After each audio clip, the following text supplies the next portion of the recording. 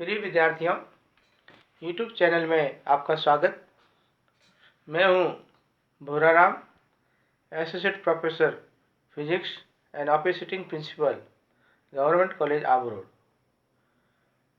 Electromagnetism e content की इस श्रृंखला में आज हम अध्ययन करेंगे एलसी ट्रांसमिशन लाइन और इलेक्ट्रोस्टैटिक शील्डिंग। इसके अंतर्गत अपन पढ़ेंगे ये एलसी ट्रांसमिशन लाइन क्या होती है, यह कितने प्रकार की होती हैं, इसका इक्विवेलेंट सर्किट कैसा होता है, इसकी लाक्षणिक प्रतिबाधा कैसे ज्ञात करते हैं। तो आइए हम एक के बाद एक। तो संचरण लाइन, जैसा आप कहते हैं ट्रांसमिशन लाइन, आपने देखे होंगे कि बिजली के जो पोल होते हैं उसके ऊपर एल्यूमिनियम के जो तार होते हैं एक दूसरे के पैरेलल लगे होते हैं। इससे क्या होती है कि विद्युत ऊर्जा एक स्थान से दूसरे स्थान पर संचरित होती है। आपने तरह तरह की संचरण लाइनें देखी होगी। 33 kV की लाइन आती है जो अपना जहाँ विद्युत का उत्पादन होता है, जिसको अपन कहते हैं इलेक्ट्रिक प्रोडक्शन स्टेशन, वहाँ से ये सब स्टेशनों पर आती है। फिर सब स्टेशनों से ग्रिड सब स्टेशन पे आती है और ग्रिड सब स्टेशन से वापस सब स्टेशन पे आती है और वो कम वोल्टेज में बदलती है। तो ये ट्रांसमिशन लाइनों से ट्रांसफार्मर जो होता है उससे तो इसकी वोल्टता को कम ज़्यादा करते हैं और इस संचरण लाइनों द्वारा, ट्रांसमिशन लाइन द्वारा विद्युत ऊर्जा को इस स्थान से दूसरे स्थान पर पहुंचाते हैं। तो ट्रांसमिशन लाइन से आप जानते हैं। ऐसा कैसा अपने इलेक्ट्रॉनिक्स में जो है या इलेक्ट्रॉनिकी में भी ऐसी केबल होती हैं जिससे अपन क्या करते हैं, इलेक्ट्रिक सिग्नल को एक स्थान से दूसरे स्थान पर अपन भेजते हैं। जैसे आपने देखा होगा टीवी द्वारा जो अपने टीवी ट्रांसमीटर से रिसीवर तक संकेत आते हैं, रेडियो ट्रांसमीटर से रेडियो रिसीवर तक संकेत आते हैं। और आपने टीवी की केबल तो देखी है, जो डिस्क नुमा अपना रिसीवर होता है, उससे जगह जगह पर घरों में ये कनेक्शन दिए जाते हैं। तो आप देखेंगे कि वे इलेक्ट्रिसिटी और इलेक्ट्रॉनिकी में विद्युत संकेतों को एक स्थान से दूसरे स्थान पर भेजने हेतु इन संचरण लाइनों का उपयोग करते हैं। ये विद्युत स्रोत व लोड को परस्पर जोड़ती है। जो सोर्स होता है बिजली का वहाँ, और जो जहाँ ये उपयोग में आता है वहाँ तक की वस्तु को जोड़ती है।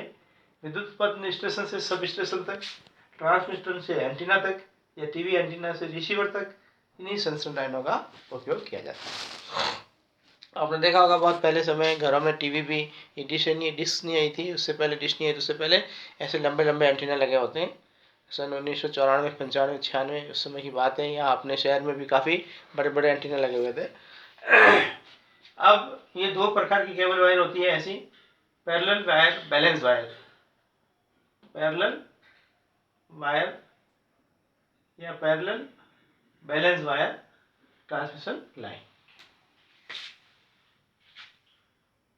या पैरेलल वायर, इसको अपन कहेंगे बैलेंस लाइन। ठीक है। इसमें क्या होती है, ये केबल बहुत कम काम में आती है।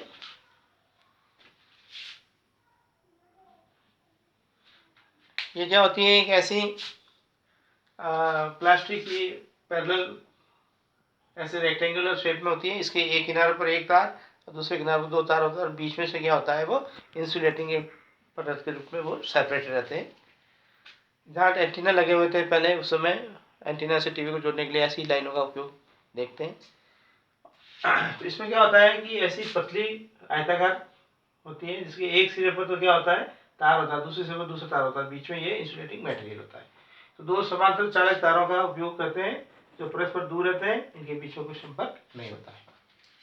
दूसरा आती है कोएक्सियल केबल लाइन। इसका उपयोग अभी ज़्यादा होता है। जो आपकी टीवी की है लाइन आती है, उसको कभी आपने खोल के देखा हो तो उसमें क्या होता है कि आपके बीचों बीच से एक तांबे का तार होता है, वो भी प्लास्टिक के कॉटेज में होता है। फिर उसके बाद और क्या होती है, एक जाली होती है, लोहे की मेटलिक बेलनाकार जाली होती है। उसके बाद में वापस क्या होता है, प्लास्टिक का कवर होता है। तो ऐसा कैसा देखिए आप, ये जो है तांबे का तार है, इसके ऊपर एक कोटिंग है, और फिर ये अपनी बेलनाकार जाली है, ये बेलनाकार जाली होती है। फिर इसके ऊपर वापस क्या होता है, इंसुलेटिंग प्लास्टिक होता है। तो ये केबल अपने काम आती है। यानी खोखली बेलनाकार जाली के भीतर प्लास्टिक कवच में धात्विक चालक उसके अक्ष के अनुदेश होता है तथा पुनः धात्विक जाली बाहर से प्लास्टिक कवच से ढकी होती है। टीवी केबल जो है अभी अपने काम आती है। दूसरी अभी आपने देखी होगी कि अभी फाइबर लाइन आती हैं जो अपने उसकी आगे नेट की इंटरनेट की जो लाइन आती है, फाइबर लाइन आती है, उसमें भी एक अलग तरह से ऊर्जा एक स्थान से दूसरे स्थान पर संचित होती है। वो इस केबल वायरों से क्या होती है, भिन्न होती है। कॉपर लाइन्स होती है, फाइबर लाइन्स होती हैं। एक साथ 10-10 एक नली एक जो केबल होती है उसके साथ 10-10 कनेक्शन जाते हैं। अब अपन कहेंगे कि इस केबल लाइन का जो इक्विवेलेंट सर्किट होता है वो कैसे होता है। तो इसको आप समझिए कि ये चालक तार की बनी होती है। चालक तार लंबा होता है, उसकी त्रिज्या होती है, तो उसका रेजिस्टेंस होता ही होता है, क्योंकि resistance R is proportional to L और R इज प्रोपोर्शनल 1/A। तो उसका क्या होता है कि प्रतिरोध होता है। दूसरा क्या होता है, प्रेरण कुंडली की बात व्यवहार रखता है। प्रेरण कुंडली क्या होती है, अब इंसुलेटिंग कॉपर ये जो वायर होते हैं वो एक दूसरे के पास लपेटे हुए होते हैं, तो ये प्रेरण कुंडली का काम करते हैं। तीसरा, दो जो तार होते हैं वो दोनों एक समांतर होते हैं, वो एक संधारित्र की प्लेटों के बाद व्यवहार करते हैं। संधारित्र में क्या होती है, दोनों एक समान ज्यामिति की प्लेटें होती है, तो वही दोनों प्लेटों का काम करती है। ये संधारित्र हो गया। अच्छा, अब अपन ये कहेंगे दोनों चालक तार हैं, इसके जो इंसुलेटिंग मटेरियल से सेपरेट होते हैं, लेकिन इतना पूर्णतः कोई इंसुलेटिंग मटेरियल होता नहीं। इससे कोई ना कोई आवेश का विद्युत धारा का कुछ ना कुछ लीकेज होता ही होता है। तो इसको अपन पार्श्व शंट, जिसको कहते हैं शंट कैपेसिटर के रूप में मान सकते हैं। इसको शंट कैपेसिटर मान। तो इस प्रकार इस संचरण लाइन को 4 अवयव L, R, C और R, इसको G भी लिख सकते हैं, पार्श्व शंट कैपेसिटर G लिख देते हैं। ठीक है,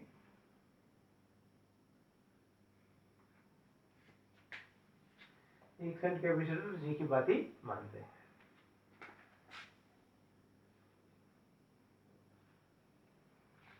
इसमें 4 अवयव होंगे L, R, C और G। तो अपन कहेंगे इसमें अपन मान लिया तुम्हें कि चालक तार की लंबाई में त्रिज्या होती है, प्रतिरोध और प्रेरकता L होता है। प्रतिरोध और प्रेरण कुंडली की तरह मानते हैं। इसमें दो समांतर तार होते हैं जो समांतर प्लेटों की बात व्यवहार करते हैं। ऐसे तारों के बीच डाइलेक्ट्रिक पर पूर्ण कुछ चालक नहीं होता है, इसलिए अपन उसके लिखेज को क्या करेंगे, एक शंट कैपेसिटर की तरह मानते हैं। तो 4 अवयवों से मिलती होती है। ये सभी अवयव तार की एकांक लंबाई पर समान रूप से लगे होते हैं और एक पूरी लंबाई पर आवर्ती रूप से क्या होता है, बांटे होते हैं। तो संचरण लाइन को अपन ऐसे इन 4 अवयवों से बनी हुई मान सकते हैं। इसका इक्विवेलेंट सर्किट है। अब इसकी अपन कहेंगे कि इसका जैसे निवेशी प्रतिरोध होता है, L होता है, तो इसकी प्रतिबाधा होती है Z बराबर R plus J omega L। निवेशी प्रतिबाधा होती है और इसकी तार की लंबाई अनंत होती है, तो इसकी प्रतिबाधा जो होगी वो कैरेक्टरिस्टिक्स इम्पीडेंस कहलाती है। कि क्या कहेंगे इसको, किसी लाइन की लंबाई अनंत हो तो उसकी प्रतिबाधा को अपन लाक्षणिक प्रतिबाधा कहते हैं। लाक्षणिक प्रतिबाधा को क्या लिखेंगे, इम्पीडेंस अपन एडमिटेंस। इम्पीडेंस क्या होती है, R plus J omega L और प्रवेश्यता क्या होती है, प्रवेश्यता इस प्रतिबाधा का रेसिप्रोकल होती है। तो R G चालकता होगी प्लस J ओमेगा C, प्रति एकांक लंबाई की प्रवेश्यता होती है। अब इसमें यदि मान रखें R plus J omega L, G plus J omega C, तो R और G को शून्य माने तो Z0 बराबर क्या होगा, √L बटा C, यानी प्रेरकत्व बटा धारिता का वर्गमूल। L और C का अनुपात और फिर उसका अंडरूट और फिर उसका अंडरूट, L और C का रेशियो और उसका वर्गमूल को अपन क्या कहेंगे, प्रतिबाधा कहेंगे, लाक्षणिक प्रतिबाधा, जब R और G 0 है। तो इस प्रकार हमने लाक्षणिक प्रतिबाधा के बारे में बताया कि Z0 बराबर √Z अपन Y। Z क्या होता है, R plus J omega L और एक Y क्या होता है, G plus J omega C। जब इसकी वैल्यू रखेंगे और जब आपने पढ़ा कि R और G की वैल्यू बहुत कम हो तो ये सब कट जाएगा, L और C बचेगा √L बटा C, प्रेरकत्व और धारिता का अनुपात और उसका स्क्वायर रूट। अब अपन दूसरा टॉपिक पढ़ते हैं, इलेक्ट्रोस्टैटिक शील्डिंग, स्थिर विद्युत परिरक्षण। ये क्या होता है कि आप जानते हैं कोई चालक गोला है, तो चालक गोले के भीतर आवेश शून्य होता है और वहाँ जब आवेश शून्य है तो वहाँ विद्युत क्षेत्र भी क्या होता है, शून्य होता है। तो किसी भी धात्विक खोखले गोले के भीतर आवेश और विद्युत क्षेत्र शून्य होता है, आवेश उसकी बाहरी सतह पर होता है। अब यदि उसको भू संपर्कित करें तो वो बाहर का आवेश भी क्या होता है, वो ज़मीन में चला जाता है। अब आप देखिए कि फैराडे जो थे, सर माइकल फैराडे, उन्होंने ऐसा ही चालक तारों का एक पिंजरा बनाया, ऐसा खोखला चालक बनाया जिसमें चालक तार काम में लिए। उसको उन्होंने अर्थ कर दिया और उसको एक रस्से से लटका करके उसके अंदर खुद बैठ गए, और एक ऐसी प्रेरण मशीन लगाई जिससे उस पिंजरे के बाहर क्या होता है, बहुत सारा विद्युत आवेश उत्पन्न करके चिंगारियाँ उत्पन्न करते हैं वायुमंडल में। और उन्होंने एक इलेक्ट्रोस्कोप जो स्थिर विद्युत दर्शी होता है वो भी साथ में लेके बैठे। तो बाहर चिंगारियाँ हो रही है, लेकिन माइकल फैराडे उस चालक पिंजरे में सुरक्षित बैठे हैं। यहाँ तक कि स्कोप जो स्थिर विद्युत या स्वर्ण विद्युत दर्शी जो होता है, उसकी प्लेटों के बीच में कोई विक्षेप नहीं होता है। इस विक्षेप इसलिए नहीं होता है कि वहाँ कोई आवेश नहीं होता है, जो आवेश है वो उसकी बाहरी सतह पर है, अंदर आवेश नहीं है, विद्युत क्षेत्र नहीं है, इसलिए वहाँ व्यक्ति सुरक्षित बैठा जा सकता है। ऐसे पिंजरे को अपन नाम देते हैं फैराडे पिंजरे। अब इसका क्या उपयोग होगा कि जहाँ कहीं भी बहुत सारा आवेश है या विद्युत क्षेत्र है, उसको सीमित करना है तो उसको किसी खोखले चालक से ढक दो और उसको अर्थ कर दो, तो उसके अंदर रखी हुई चीज़ क्या रहेगी, सुरक्षित रहेगी। यदि प्राणी है तो वे भी सुरक्षित रहेंगे, और कोई मशीन है तो वो भी सुरक्षित रहेगी। इसलिए किसी भी क्षेत्र में, किसी भी जगह यदि आवेश और विद्युत क्षेत्र को सीमित करना है, उसे सुरक्षित रखना है, तो उसको किसी खोखले चालक से ढक दीजिए। तो ये आपका होता है। इसके अंदर क्या होता है कि जैसे चालक बोला है, इसको अर्थ किया हुआ है और यहाँ पर बाहर आवेश है, तो वो आवेश क्या करता है, पृथ्वी में चला जाता है और अंदर वाला जो व्यक्ति है वो सुरक्षित रहता है। इसमें जो लाइन और फील्ड लाइन चलती है, जैसे आवेश प्लस है तो माइनस, प्लस है तो माइनस, तो क्या होगा, ये फील्ड लाइन चलती है इसमें, और ये अर्थ है तो वो अर्थ हो जाता है, वो चले जाता है। तो अपन ये कहेंगे खोखले गोले के भीतर विद्युत आवेश व क्षेत्र शून्य होता है। माइकल फैराडे ने चालक तारों का एक पिंजरा बनाया और उसे चालक रस्सी से वायु में लटकाया।